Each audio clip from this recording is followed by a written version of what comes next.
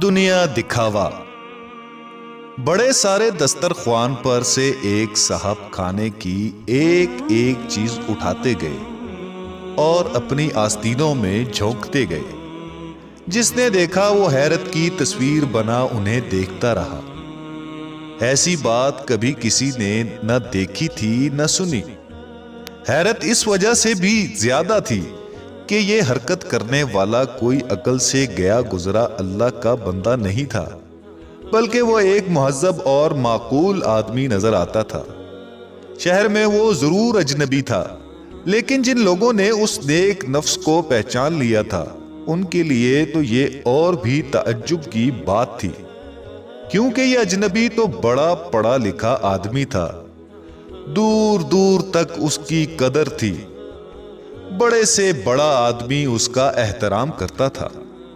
क्या नसर क्या नज़म। वो बेनजीर इंशा पर दराज और लाजवाब शायर था। हर जुमला मोती की लड़ी इबादत रियाजत का भी वो दिल दादा था। इसलिए हर जगह अहले इल्म उसे सर आंखों पर बिठाते थे। वो अजनबी जिस शहर में होता वहां के लोगों की ख्वाहिश होती कि वो उनके घर आए, उनके पास बैठे। सैरो सियाहत का अजनबी को बड़ा शौक था। बाप्यादा वो काफलों के साथ जितना सफर उसने किया था उसकी मुद्दत 30 बरस बनती है। ऐसा जमाना शनास और दुनिया देखा हुआ शख्स दस्तरख्वान पर ये अजीबो गरीब हरकत करते तो बात कुछ समझ में नहीं आती। देखने वाले जब कुछ देखते हैं तो थोड़ी देर के लिए वो चुप रहते हैं, लेकिन फिर बहुत जल्द एक एक बात पर अपना तबसरा शुरू कर देते हैं। चुनाचा दावतियों में खुसर फुसर शुरू हुई तो मेजबान आस पास ही कहीं था। जैसे ही किसी ने उसे बताया कि दस्तरख्वान पर क्या तमाशा हो रहा है, वो दौड़ा दौड़ा आया। उसे भी ये मंजर देखकर औरों की तरह हैरत हुई और कुछ समझ में ना आया कि बात क्या है। उसने बहुत कोशिश की कि इन हजरत को पहचाने, लेकिन पहचान भी ना सका। हाँ, ये उसे जरूर याद आया कि थोड़ी देर पहले उसने इन्हें दस्तरख्वान पर बिठाया था। कहते हैं शेख सादी सफर करते करते एक शहर में पहुंचे और जैसा कि उनका मामूल था एक सराय में जा ठहरे। दो एक रोज में शहर वालों को मालूम हो गया कि तोती शहराज मसलहुद्दीन शेख सादी आए हुए हैं, तो अहले इल्म उनकी तरफ दौड़ पड़े। ऐसी यगाना रोजगार शख्सियत को उन्होंने हाथों हाथ लिया। इल्मी मजलिसें सजी, वाज की महफिलें जमी, शेरी बैठकें हुई। उसी जमाने में शहर के एक बड़े सौदागर ने भी सुन लिया कि शेख सादी आए हुए हैं।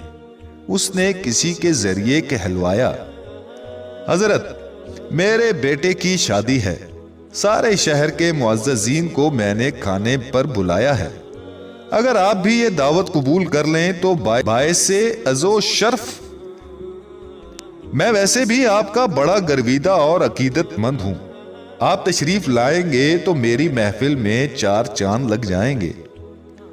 जब प्याम्बर ने इतनी सारी बातें शेख साहब से कही तो उन्होंने हामी भर ली।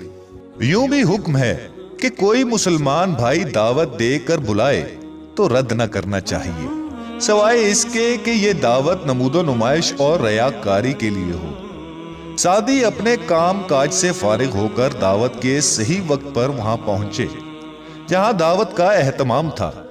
देखा बड़ा तज़को एहतिशाम है। पालकी, नालकी, घोड़ा, हाथी, हर तरह की सवारियों पर लद-भद कर एक से एक जरक पोश चला आ रहा है। मेजबान दरवाजे पर खड़ा खुद बनफ्सो नफीस एक एक मेहमान का इस्तकबाल कर रहा है और लोगों के साथ होते होते शेख सादी भी दरवाजे तक पहुंचे। मेजबान को देखकर तपाक से हाथ मुसाफा के लिए आगे बढ़ाया तो उसने हाथ झटक दिया और बाजू पकड़कर उन्हें एक तरफ धकेल दिया। बोला, दावत खत्म हो जाए तो आना। सादी चुपके से सराय लौट गए। इस वाकये के बारे में सोचते रहे, फिर उठे, अपने एक दोस्त के पास पहुंचे। बोले, تمہارے کپڑوں میں جو سب سے زیادہ بھڑکدار پوشاک ہو مجھے دے دو۔ اس نے کہا، بخوشی، لیکن شرط یہ ہے کہ آپ نظر سمجھ کر قبول کریں اور واپس نہ دیں گے۔ سعدی نے کہا، منظور، مگر سواری بھی چاہیے۔ دوست نے کہا، وہ بھی پہنچ جائے گی۔ پالکی آئی تو زرق برق پوشاک پہن کر دوبارہ دعوت میں پہنچے۔ میزبان نے تپاک سے ان کا خیر مقدم کیا، دسترخوان پر لا بٹھایا۔ کھانا شروع ہوا تو سعدی نے خود کھانے کے بجائے آستینیں بھرنے شروع کر دی۔ لوگوں نے حیرت سے دیکھا اور میزبان نے پاس پہنچ کر پوچھا، یہ کیا؟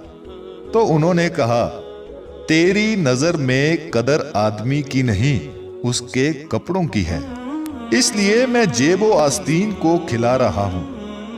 جب تھوڑی دیر میں ساری حقیقت معلوم ہوئی تو میزبان بھی خفیف ہوا اور شہر کے لوگ بھی شرمندہ ہوئے۔